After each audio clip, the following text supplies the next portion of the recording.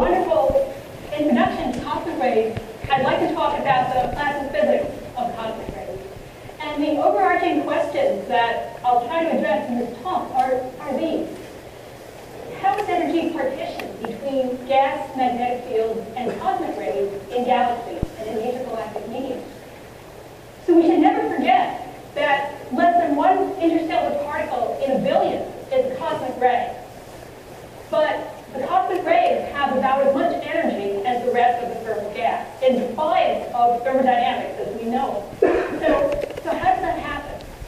And how do these particles couple thermally and dynamically to the background gas, although they're virtually collisionless? I'll try to give you some evidence that they do couple. And finally, how do cosmic rays regulate the extreme environments in which they're accelerating? So here's an outline of this talk. I'll give a very too brief review of cosmic ray properties. Then I'll talk about something called cosmic ray hydrodynamics and mention a few applications of it. Then I'll talk about recent advances which are allowing us to go beyond this model, and a little bit about future opportunities. And I'd like to acknowledge my collaborators, John Everett, Jay Gallagher, Don Wolf Lee, Paul Ricker, Mateusz Wiskowski, Karen Yang, and Toby Yost-Hull, and support from the National Science Foundation over many years. So here are a few early milestones in cosmic ray astrophysics for the purposes of this talk. And of course, you've had a much more illuminating introduction into these early ones. So 1912, the sources of atmospheric ionization are cosmic. That's what we're commemorating. 1927, taking the early detection at face value, suggesting that the cosmic rays are actually particles, charged particles. The audacious proposal in 1934 by Baade and Zwicky that cosmic rays originate in supernovae. The detection in 1949 by Hall and Hiltner of a pervasive galactic magnetic field. And in the same year, Enrico Fermi's proposal for a theory of cosmic ray acceleration in the interstellar medium, not in point sources, such as supernovae. As we'll see towards the end, the Fermi, Baade, and Zwicky ideas have now, in a sense, been unified. So now I'm going to give you a very brief introduction to cosmic rays, sort of cosmic rays with a broad brush. So you've seen this plot. This is a nice clean plot of the energy spectrum showing how the flux drops off by many orders of magnitude as we go to higher energies.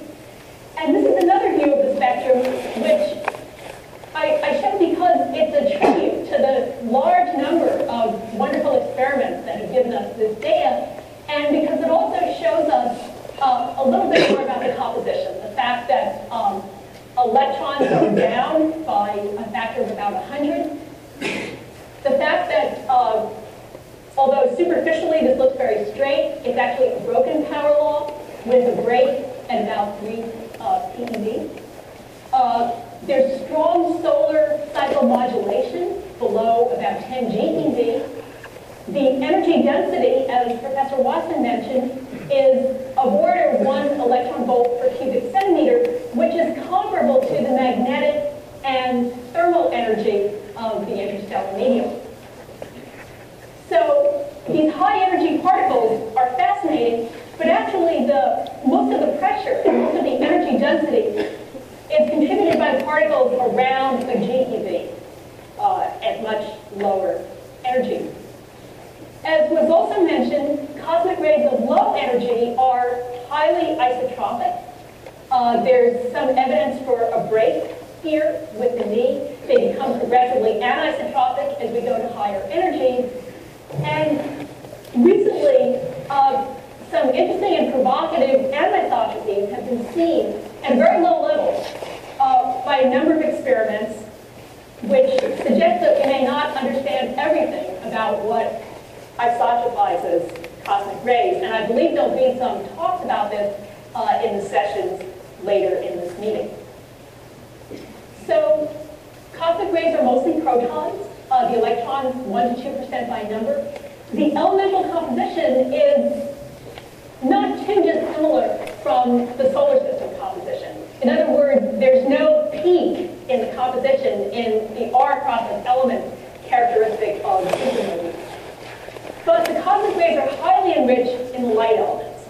And these light elements, lithium, beryllium, and boron, which are very rare in the rest of the universe, are expected to be produced by spallation reactions.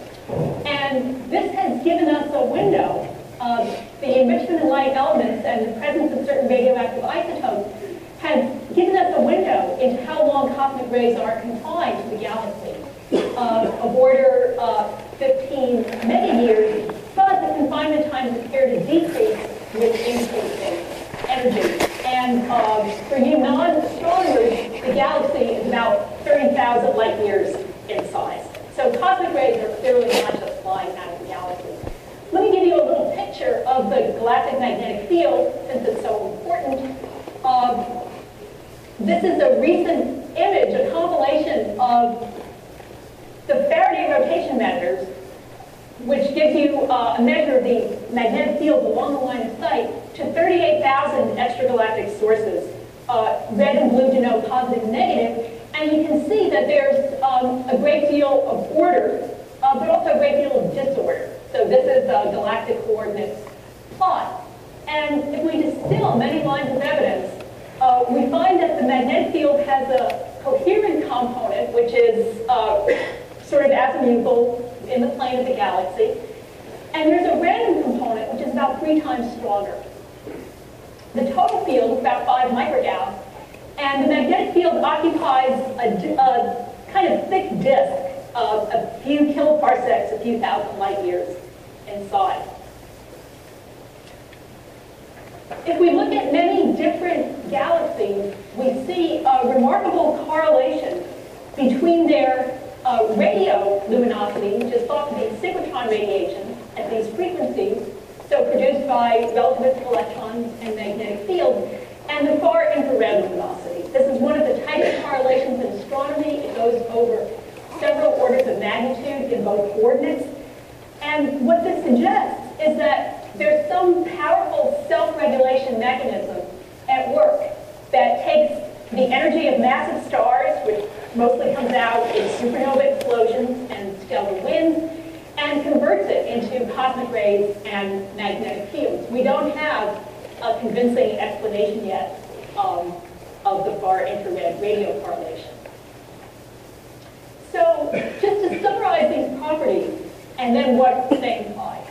Nearly interstellar composition, broken power law spectrum, near isotropy, anisotropy increasing with energy, and long confinement time. So this has led to a picture where cosmic rays are accelerated primarily out of the interstellar medium. The acceleration process produces some kind of power law, either individual sources or in the aggregate. The particles are trapped by the galactic magnetic field, and they diffuse and are isotopized with an energy-dependent path length that also steepens the source spectrum. So, knowing that cosmic rays are trapped in the galactic magnetic field, is it possible to just simulate their orbits? And the answer is no. Direct numerical simulation is infeasible, even if we knew exactly the geometry of the galactic magnetic field, because there are so many scales involved. So here's a scale in centimeters, and here are the gyro radii of cosmic ray particles at these energies, and here are some astronomical scales. So the heliosphere on TeV scales, young supernova remnants on the PeV scale, and the galactic disk on the EeV scale. So there are too many orders of magnitude in the problem to approach it with brute force.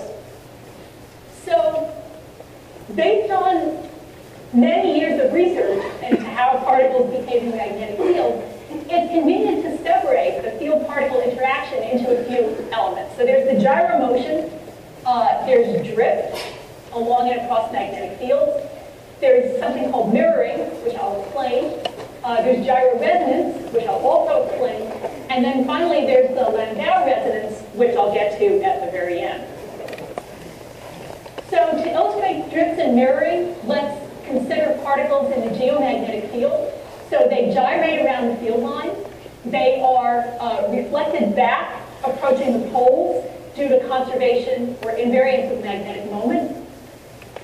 And they also drift in latitude because of the curvature of the Earth's magnetic field.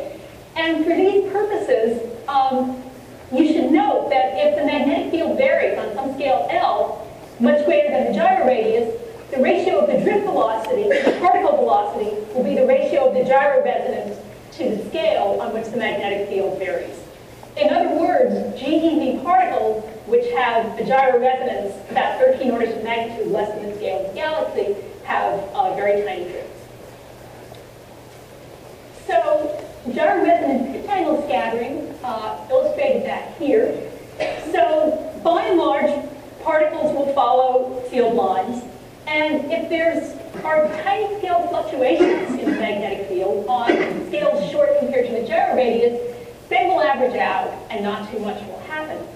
But if a particle encounters a fluctuation with a wavelength of order its own gyro radius, the adiabatic invariance of the magnetic moment is broken and the particle is scattered in pitch angle. And that's illustrated by this orbit here.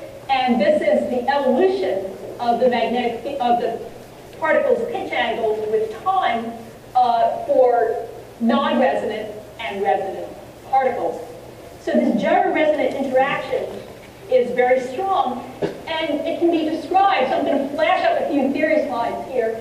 It can be described by a sort of Fokker plot treatment where nu is the scattering frequency, mu is the cosine of the pitch angle, and you can relate the scattering frequency to the fluctuation strength in this manner. And it's the resonant scattering which is important here. We can take this farther and derive a sort of convection diffusion equation for cosmic rays, where they're convected with essentially a wave frame velocity, which is the velocity of the plasma, plus a weighted average of the wave speed over forwards and backwards going waves. There's spatial diffusion produced by scattering for both kinds of waves, and there's a stochastic energy gain called second-order Fermi acceleration if both positive and negative propagating waves are present.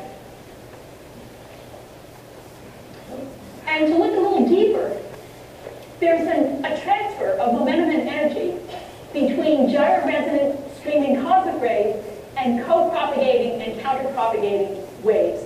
So cosmic rays transfer momentum and energy to waves going in their direction and absorb it from waves going the other way. And this actually destabilizes the so-called Alfvén waves, which are characteristic magnetic waves driven by magnetic tension. And the growth rate for power law distribution is scaled by the proton gyro frequency divided by the gamma factor for the cosmic rays, the ratio of the cosmic ray energy density to the ambient density, times the ratio of the drift velocity to the Alfvén speed minus 1. So super Alfvén streaming will excite these waves. The streaming is related to the anisotropy and to the density gradient.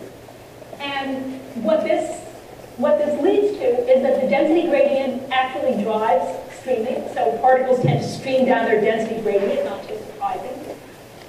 They generate resonant co-propagating waves, which absorb their momentum, and then the waves transfer the momentum to the background gas.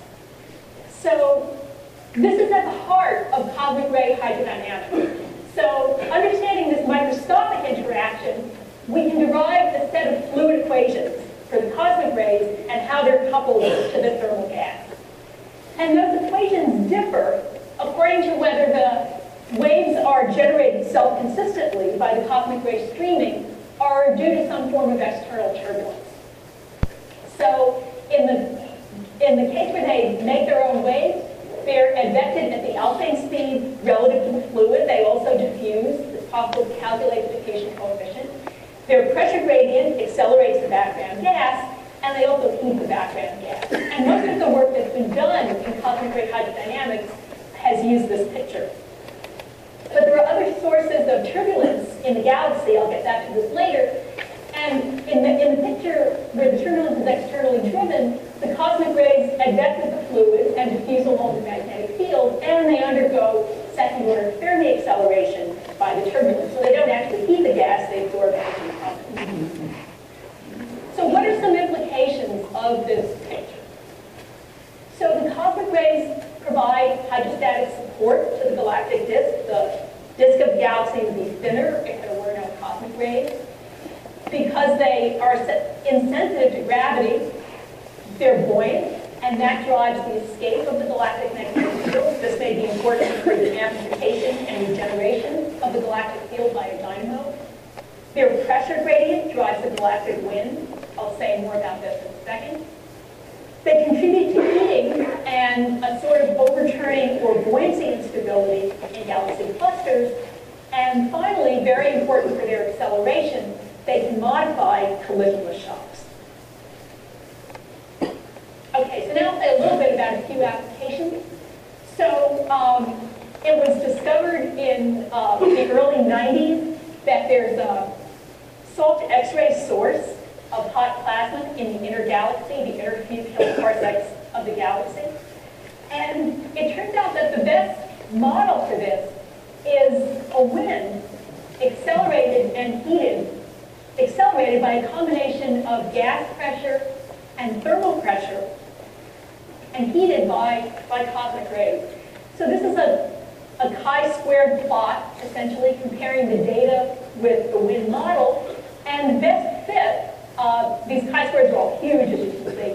The best fit to the data is about over here, where cosmic rays and thermal gas play a comparable role in driving the wind.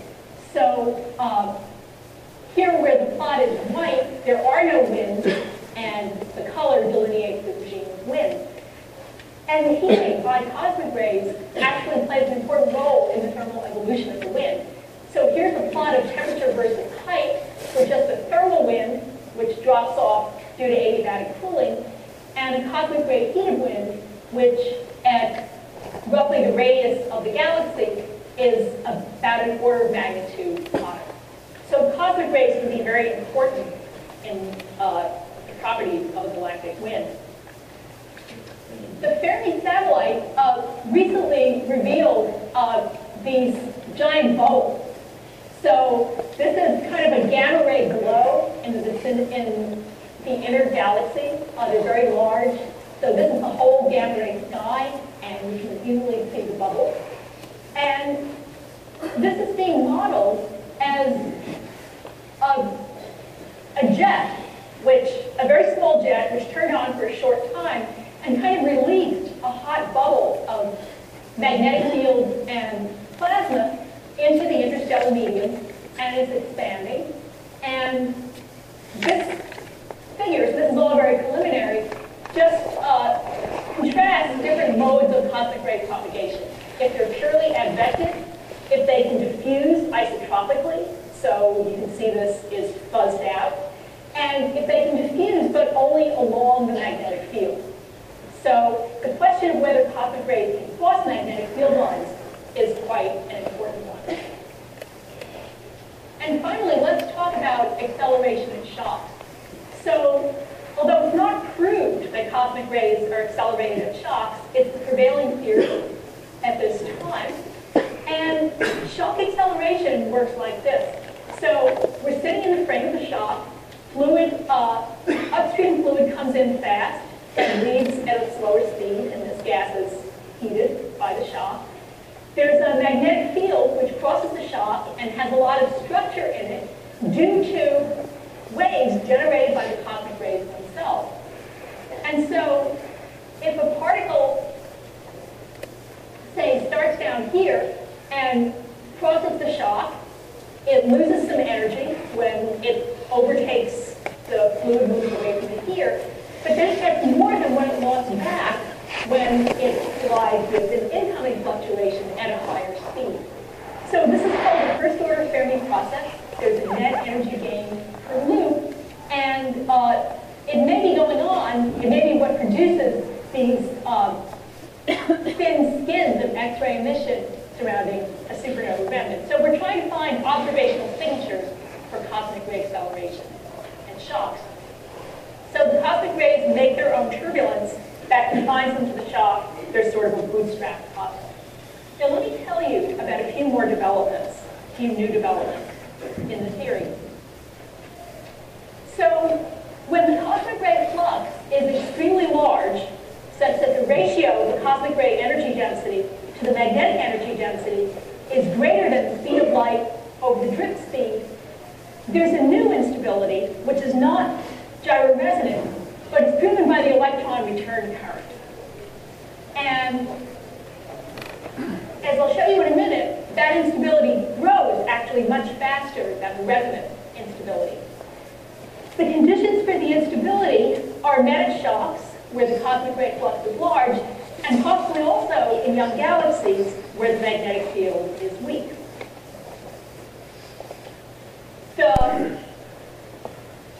This is a plot of growth rate versus wave number in units of the cosmic ray gyroradius.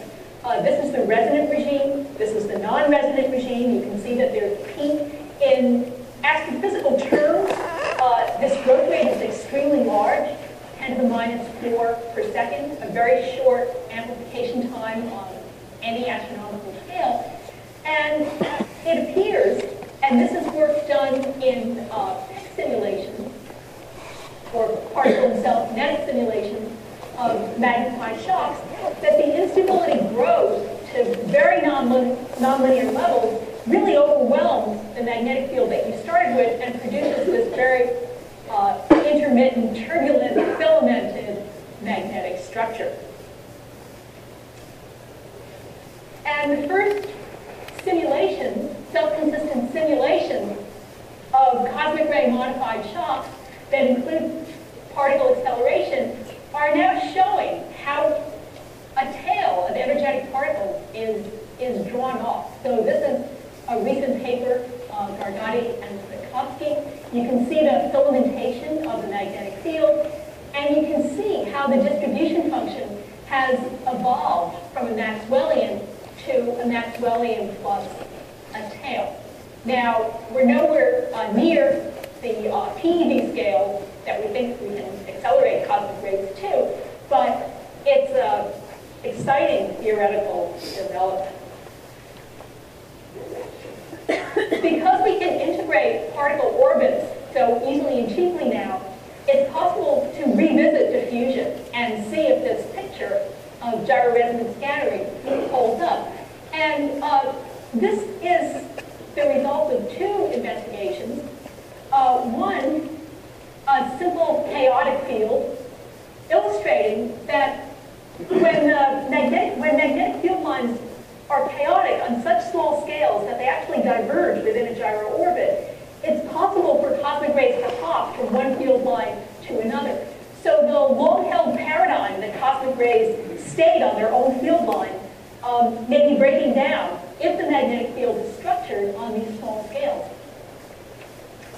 Direct integration of cosmic ray orbits in simulations of turbulence shows that gyroresonance occurs, but there's another resonance, this so-called Landau resonance, which is actually much more important. That's shown here. So this is this so-called transit time, the Landau resonance, and here is the gyroresonance scattering. So our old picture of scattering by gyroresonant turbulence may be breaking down. So to summarize what I've said. So cosmic ray hyperdynamics was motivated by observations of cosmic rays. Their long confinement times, their near isotropy, and their power law spectrum. And cosmic ray hyperdynamics made it possible to incorporate the energetic effects of cosmic rays on the background medium. And I showed you some examples of that. And now we have new opportunities. There's great new data at high energies, at lower energies. There's an improved understanding of magnetic turbulence and how particles interact with it. And there's really a simultaneous development here going on in theory, in lab experiment, and in observation. And it's also possible to observe magnetic fields and cosmic rays in other galaxies over cosmic time. This far infrared radio correlation has been extended now to galaxies when the universe was less than a tenth its present age. So this is an impetus to understand this self-regulation process. And so what are our goals over time? Well, we would still like to understand how the cosmic ray energy budget, spectrum, and composition are regulated. Maybe this will come from theories of shock acceleration. We'd like to incorporate these new developments, our new understanding of magnetized turbulence and how particles are fused in it. We'd like to incorporate that, if possible, into cosmic ray hydrodynamics, come up with more accurate expressions. And we'd like to take the integration of cosmic rays with background plasma further and understand shocks better, understand processes like magnetic reconnection better, and understand dynamos, amplification of magnetic fields in dynamos better.